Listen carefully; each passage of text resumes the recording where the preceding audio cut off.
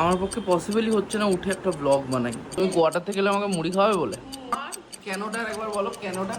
কেন না, কিচ্ছু করতে পারে না।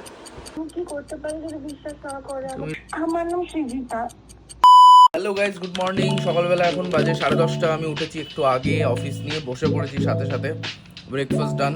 অফিসের প্রচুর কাজের চাপ আজকে সকাল থেকে, মানে কাজের চাপ মানে আননেসেসারি কাজের চাপ। সেই সমুদ্র থেকে এক বালতি জল নিয়ে আবার সমুদ্রে ঢালতে বলছে, জাস্ট অ্যান এক্সাম্পল। এরকম টাইপের কাজ বাজ অনেক ম্যানেজারই বলবে বোকার মতো, কিছু করার নেই, চুপচাপ করে যেতে হয়। ওই গাধার যে জিনিসটা পছন্দ সেই জিনিসটাই ওকে দেওয়া উচিত।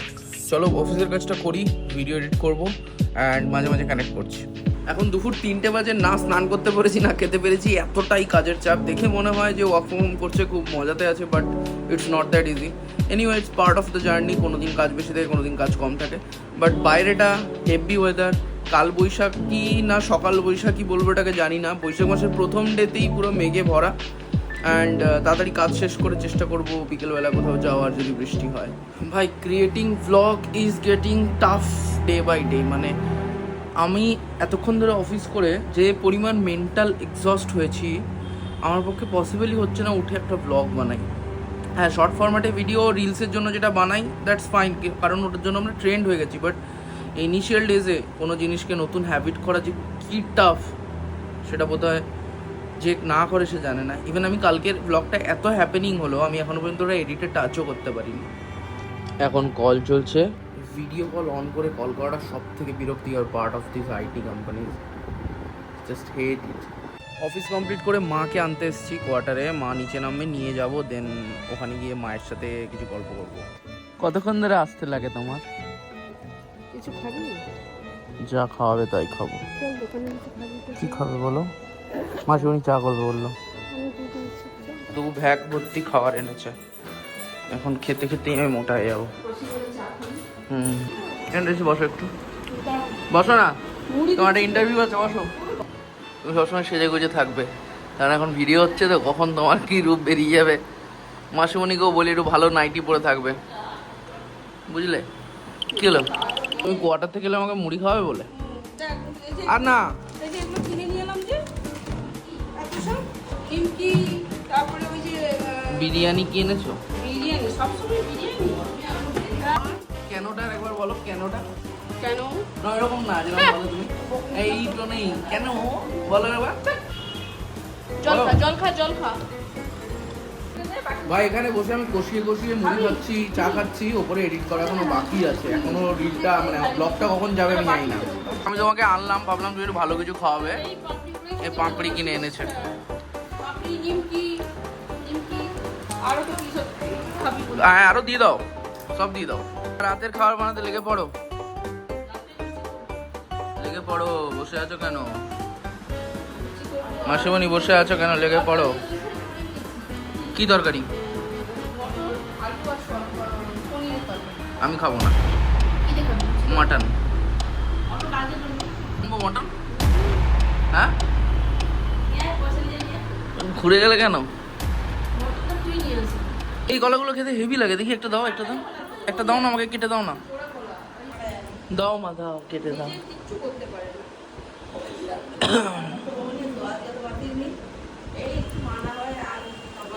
সন্ধ্যেবেলা মায়ের সাথে গল্প করে আসার পর থেকে আমি ব্লগ এডিট করতে বসেছি। প্রায় 1 ঘন্টা হয়ে গেল এডিট কমপ্লিট করে, আপলোড করতে করতে 1.5 ঘন্টা কমপ্লিট।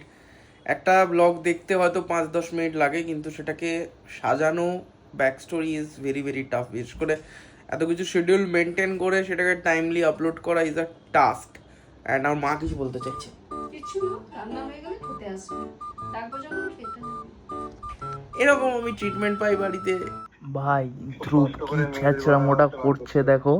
ধ্রুব একটা মেয়ের গলা করে পৌশালী ভাইয়ের সাথে কলে মার্চ করিয়ে দিয়েছে, এবার ফান হচ্ছে দেখো খালি।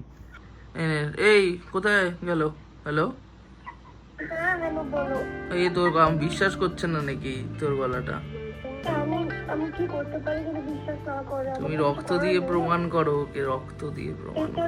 এটা তো কেমন একটা কথা হলো? রক্ত দিয়ে তো প্রমাণ কি করে করবো? দেখো বাবা, তোমাদের মধ্যে কি প্রমাণ করার প্রসেস আছে করে না, কারণ ওই সেটা বড্ড একা লাইফে। আমাকে কথা বলার কারণ না, মানে প্রথমটা বলছিল যে তুমি অনেক মানে কি বলবো, অনেক দুঃখে আছো তো, মানে কথা বলতে বলছিল না আমাদের। আচ্ছা, হ্যাঁ বলো। আচ্ছা আমি কি বলবো, স্বাভাবিক আমাকে বললে তুমি কথা বলতে চাও।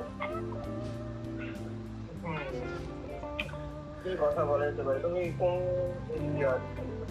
ভাই ধ্রুব এখানে পৌশালীর ভাইয়ের সাথে মেয়েদের গলায় কথা বলে ওর মোটামুটি ফুল ফুর্তি নিচ্ছি। মনে হচ্ছে ধরা পড়ে গেছে দুজনেই। ধরা পড়েছে কি দেখি, ধরা পড়েছে কি?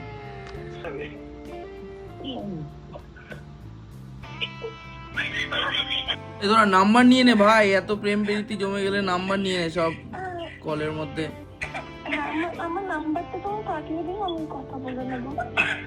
কোন নাম্বারটা পাঠাবো? আচ্ছা আচ্ছা, তোমার নাম কি? আমার নাম সৃজিতা। ব্যাপারটা হাই নিচে কথা বলা।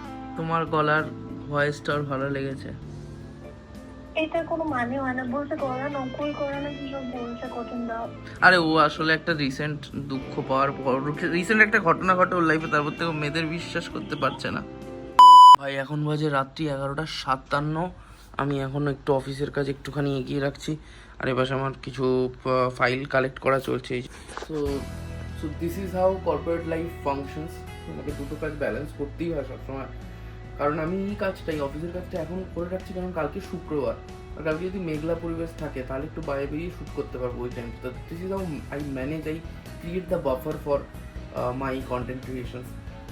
সো দেখি কতক্ষণ করতে পারি, লাস্টে আর একটু বাদে আবার দেখা হচ্ছে, কিছুক্ষণ ভাবে কাজটা করে নিই, দেন ফাইনাল এন্ডিংটা দেবো ব্লগে। গাইজ এখন রাত্রি 1টা বাজে, আমি ফাইনালি ঘুমালাম। দেখা হচ্ছে কালকের ব্লগে। খুব ঘুম পাচ্ছে আজকে, খুব টায়ার্ড, খুব এক্সস্ট হয়ে গেছি। কালকের ব্লগটা আবার হয়তো বোরিং হবে যদি না বেরোতে পারি কোথাও। লেটস সি, চলো বাই, প্লিজ ডু সাবস্ক্রাইব।